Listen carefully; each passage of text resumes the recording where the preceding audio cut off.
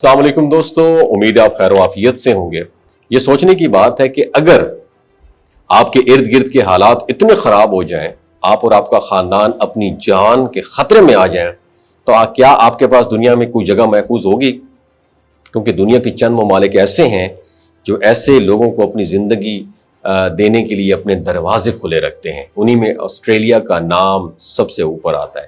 آج ہم آپ کو 2 ایسے ویزوں کے بارے میں بتانے والے ہیں جن کے ذریعے آپ اپنے ملک میں بیٹھ کر آسٹریلیا میں نئی زندگی کا آغاز کر سکتے ہیں، اور یہ ہے اسپیشل ہیومینیٹیرین ویزا اور ریفیوجی ویزا۔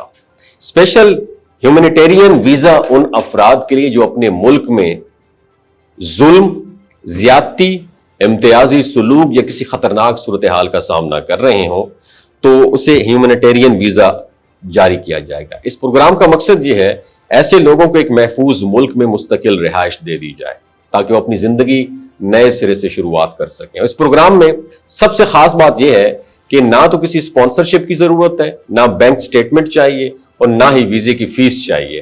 آسٹریلوی حکومت خود تمام اخراجات برداشت کرتی ہے۔ آپ کو صرف ایک سادہ کاغذ پر اپنی صورتحال لکھنی ہے اور کچھ لازمی فارم فل کرنے ہیں، بس۔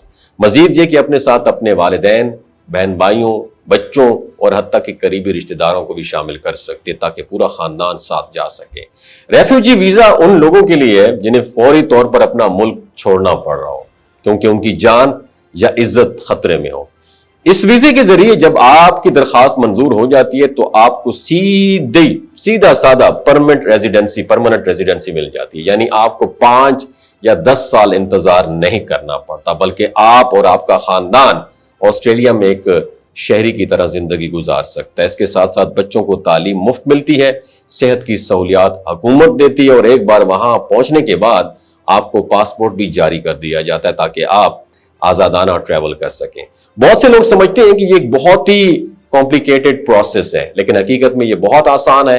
سب سے پہلے ڈپارٹمنٹ آف ہوم افیئرز کی آفیشیل ویب سائٹ کھولیں، وہاں آپ کو ہیومینیٹیرین پروگرام یا ریفیوجی ویزا کی سیکشن میں ضروری فارم فل کرنے ہوں گے۔ ان فارم کو آپ نے ڈاؤن لوڈ کریں، ایک سادہ کاغذ پہ اپنی مکمل کہانی لکھیں تاکہ آپ کو کن مسائل اور خطرات کا سامنا ہے۔